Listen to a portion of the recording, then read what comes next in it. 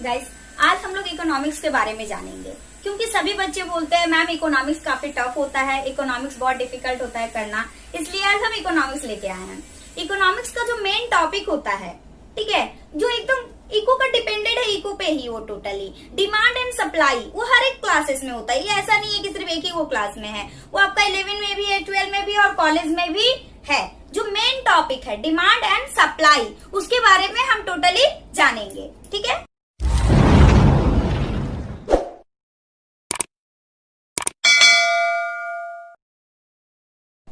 आज हम लोग जानेंगे इकोनॉमिक्स का जो मेन टॉपिक होता है डिमांड एंड सप्लाई के बारे में। तो डिमांड मतलब होता क्या है, डिमांड है ही क्या। तो डिमांड क्या है, जो मार्केट, एक मार्केट में किसी भी चीज का जो डिमांड होता है उसी को हम लोग डिमांड बोलते हैं। और डिमांड किस पे डिपेंड करता है, डिमांड जो होता है वो परचेज पे डिपेंड करता है, परचेजर पे डिपेंड करता है। मान लीजिए मार्केट में इस सामान का बहुत सारे डिमांड है, किसी भी चीज का ले लीजिए, डिमांड बहुत है बट उसका कस्टमर ही नहीं है, तो वो डिमांड होके भी क्या फायदा, तो उसका कोई प्रॉफिट नहीं होगा। तो जो डिमांड है वो टोटली किस पे डिपेंड करता है, वो टोटली कस्टमर पे डिपेंड करता है। Customer is called purchaser, okay, जो परचेज करेगा, जो खरीदेगा, बायर। डन। तो पहले हम लोग जानते हैं कि डिमांड है क्या।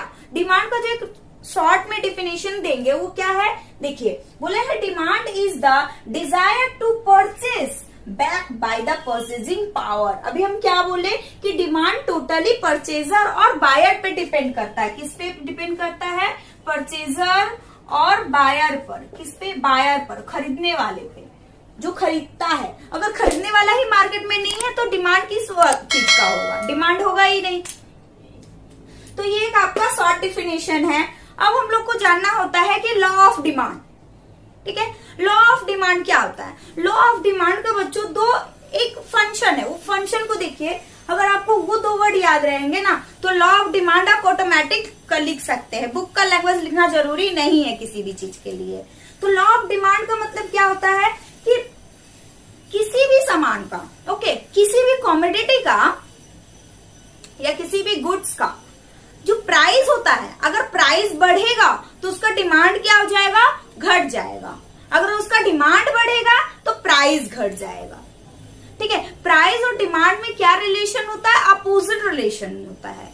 अगर डिमांड बढ़ेगा तो प्राइस घट जाएगा और प्राइस बढ़ेगा तो डिमांड घट जाएगा। यही इसका मेन लॉ है। किसका है, डिमांड, लॉ ऑफ डिमांड का क्या है, प्राइस इंक्रीज करेगा, ओके, प्राइस इंक्रीज होगा तो डिमांड क्या होगा, डिक्रीज हो जाएगा, ठीक है।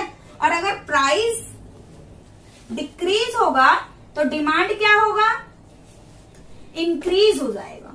क्या हो जाएगा, इंक्रीज। यही जो है दो फंक्शन है जो सबसे ज्यादा इंपॉर्टेंट है आपका डिमांड के लिए।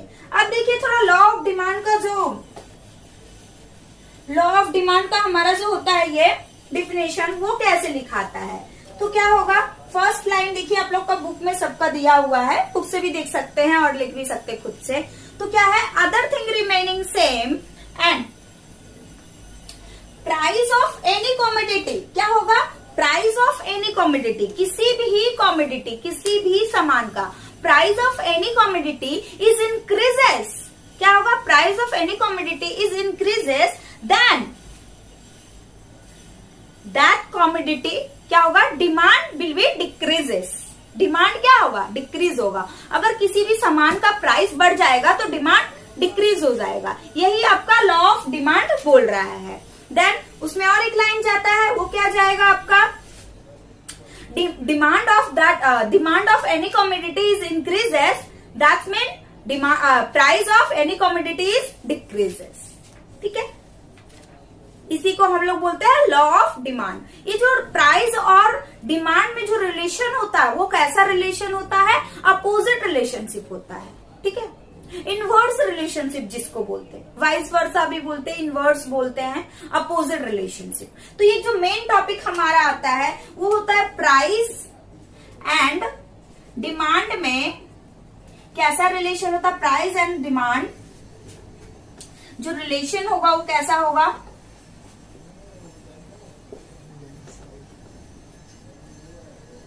Inverse relation. क्या होगा, क्या होगा, इनवर्स, अपोजिट नॉर्मल वर्ड है, हम लोग इनवर्स यूज करेंगे।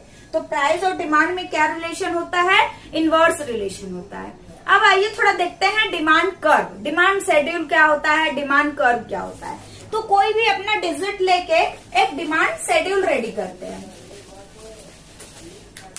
जिसमें होगा प्राइस फर्स्ट कॉलम, सेकंड होगा क्वांटिटी डिमांड। क्या होगा? Quantity demand. प्राइस ले लीजिए, कुछ भी अपना मन से ले लीजिए, बुक का जरूरी नहीं है, हम लेंगे अपना मन से हम लेंगे। प्राइस मान लीजिए 2 रुपया है, तो क्वांटिटी डिमांड कितना हो गया? 50। प्राइस जब 3 रुपया हो गया तो क्वांटिटी डिमांड हो गया 40। प्राइस जब 4 रुपीज हुआ तो क्वांटिटी डिमांड हो गया 30। ठीक है। प्राइस जब 5 रुपीज हुआ तो क्वांटिटी डिमांड हो गया 20। तो ये है आपका क्वांटिटी डिमांड। ठीक है। तो जो आपका देखिए दिया हुआ है प्राइस और क्वांटिटी डिमांड। एक चीज को नोटिस कीजिए गाइस कि यहाँ देखो प्राइस जब इंक्रीज हो रहा है तो क्वांटिटी डिमांड क्या हो रहा है? डिक्रीज हो रहा है। दैट्स मीन ये क्या कर रहा है? लॉ ऑफ डिमांड फॉलो कर रहा है, जो लॉ ऑफ डिमांड ही है। तो लॉ ऑफ डिमांड का तो रूल्स ही है, अगर प्राइस बढ़ेगा तो डिमांड घटेगा और डिमांड बढ़ेगा तो प्राइस घटेगा। तो आपका क्या हो जाएगा कि जब मान लीजिए फॉर एग्जाम्पल कि ये मार्कर, ठीक है, इस मार्कर का एग्जाम्पल ले लेते हैं कि कोई भी दुकान वाला है और वहां से हम ये मार्कर खरीदने गए हैं। तो ये मार्कर का दाम लेट कर लेते हैं कि 2 रुपया दाम था। तो इसका प्राइस कितना था? 2 रुपीज। जब इसका प्राइस 2 रुपीज था तो हम कितना लिए? 50 क्वांटिटी खरीदे। कितना पीस पेन खरीदे? ये मार्कर खरीदे हैं 50 पीस मार्कर खरीदे। क्यों? क्योंकि इसका प्राइस कम था, 2 रुपया का था, इसलिए हम लोग बहुत सारा खरीद लिए। फिर जब जैसे ही उसका प्राइस इंक्रीज करके 3 रुपया हो गया, 2 रुपीज से 3 रुपीज हो गया इंक्रीज करके प्राइस, तो देखिए उसका डिमांड डिक्रीज हो गया। जब प्राइस इंक्रीज किया तो डिमांड क्या हो रहा है? डिक्रीज कर गया। देखिए डिमांड क्या हुआ? 50 से 40 हो गया, हम 10 पीस कम खरीदे। क्यों? क्योंकि उसका प्राइस ज्यादा हो गया था। ठीक उसी तरह नेक्स्ट देखिए, जब प्राइस 3 से 4 में आ गया, प्राइस 1 रुपया और बढ़ गया मार्कर का, तो हम कितना पीस खरीदे हैं? 30 पीस खरीदे हैं। कितना पीस खरीदे? 30 पीस। मतलब प्राइस बढ़ा तो डिमांड घट गया। एक और अच्छा सा एग्जांपल ले लेते हैं जो अभी मार्केट में बहुत ज्यादा फेमस चल रहा है। फॉर एग्जांपल जो अभी हम लोग का है पोटैटो, आलू। आलू का डिमांड क्या है? आलू का डिमांड हमेशा से ही रहता है क्योंकि वो सब्जियों का राजा है। अब देखिए आलू क्या है? सबसे ज्यादा दाम है, अभी सबसे ज्यादा मार्केट में उसी का दाम चल रहा है सब्जी वगैरह में, आलू का। तो चलिए आलू का दाम जब ज्यादा है तो देखिए जब पहले कम था तो हम लोग क्या करते थे? आलू को ज्यादा यूज करते थे, आलू ज्यादा खरीदते थे। ठीक है। तो देखिए प्राइस जब कम था तो उसका डिमांड ज्यादा था, बट अब क्या हो गया? प्राइस उसका हाई हो गया है तो उसका डिमांड क्या हो गया? लो हो गया। कैसे? बोलो कैसे हो सकता है लो? क्योंकि जब अभी क्या करेगा, आधा सिटीजन ये सोचेगा कि हम 35 रुपया करके 40 रुपया करके अगर हम आलू खरीदेंगे, उससे अच्छा हम कोई हरा सब्जी ना खा ले जो मेरे सेहत के लिए ज्यादा बेटर होगा। तो क्या होगा? उसका प्राइस बढ़ा देने से उसका डिमांड क्या हुआ? घट गया। ठीक है। तो यही बोलता है लॉ ऑफ डिमांड। तो ये आपका शेड्यूल है, लॉ ऑफ डिमांड का शेड्यूल है। आइए एक छोटा सा डायग्राम यहीं पे देख लेते हैं।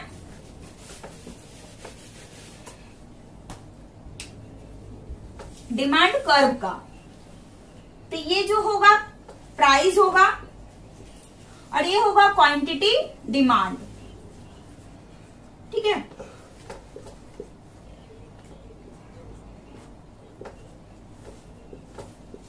इस साइड हमारा प्राइस होगा जो अभी शेड्यूल बनाए थे बच्चों। अभी एक बार फिर से हम शेड्यूल दिखा देते हैं।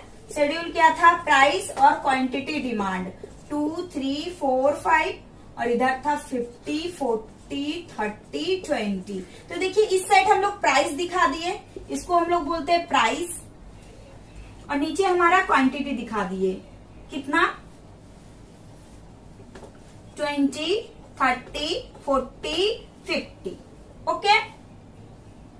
तो ये हमारा बढ़ गया डिमांड कर्व बनाना है हम लोग को। तो देखिए अब यहाँ पे मेंशन क्या करेंगे, जो नीचे का लाइन होता है उसको हम लोग बोलते हैं हॉरिजॉन्टल लाइन। क्या बोलते हैं? Horizontal line. जो ऊपर का लाइन होता है वो हमारा होता है वर्टिकल लाइन। इसका याद करने का बहुत इजी तरीका है, जो हमारा जमीन का किनारा होता है उसको हम लोग बोलते हैं हॉरिजॉन्टल, और जो पिलर, उसके ऊपर जो पिलर खड़ा होता है उसको हम लोग बोलते हैं वर्टिकल। ठीक है, तो ये है डिमांड एंड सप्लाई में कि मान लीजिए ये है क्या है, हॉरिजॉन्टल लाइन और ये है वर्टिकल लाइन। तो जब एक्सप्लेन करेंगे तो क्या बोलेंगे कि horizontal line show the quantity demand and vertical line show the price.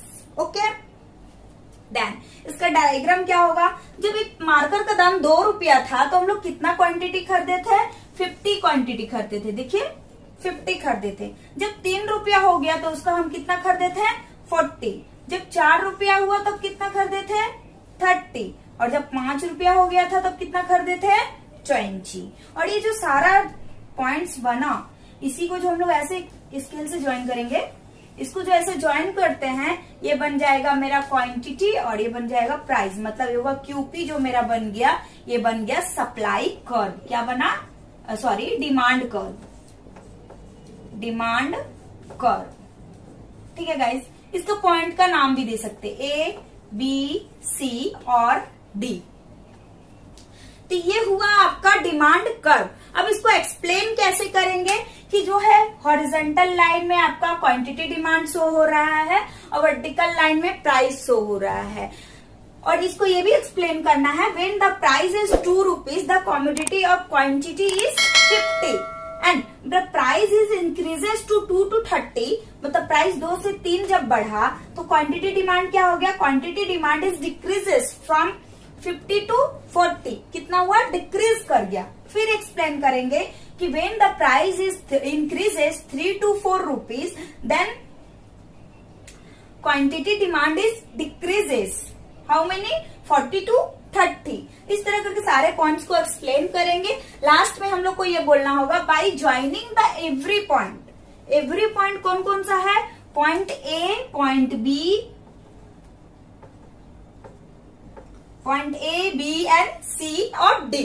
Point A B C D को जब ज्वाइन कर रहे हैं तो हम लोग को क्या मिल रहा है, डिमांड कर्व मिल रहा है। ओके, तो by joining the point A B C D we get the demand curve. और एक लाइन होता है इसमें कि डिमांड कर्व आपका क्या है, देखिए डिमांड कर्व जो होगा आपका डाउनवर्ड स्लोपिंग होगा। देखिए ऊपर से वो लाइन नीचे टर्न हो रहा है, ऊपर से नीचे आ रहा है, दैट्स मीन क्या होगा, ये डिमांड जो होगा आपका डाउनवर्ड स्लोपिंग होगा। डिमांड कर्व क्या होता है, डाउनवर्ड स्लोपिंग। ये रहा आपका बच्चों डिमांड कर्व के बारे में, और डिमांड शेड्यूल हम सब कुछ बताए।